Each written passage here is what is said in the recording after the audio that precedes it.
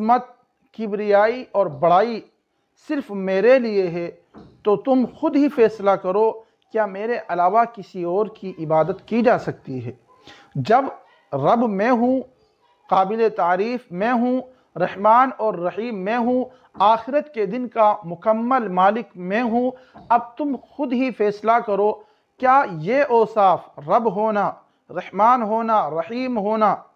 और तमाम खूबियों का मालिक होना, क्या ये चीज़ें मेरे अलावा किसी के अंदर मौजूद हैं? अगर मौजूद है तो बखुशी तुम उनकी इबादत करो, उनसे मन्नत मांगो, उनके दर पे जाओ। लेकिन अगर मेरे अलावा किसी के अंदर मौजूद नहीं है, और यकीनन मौजूद नहीं है, चाहे वो कोई भी हो,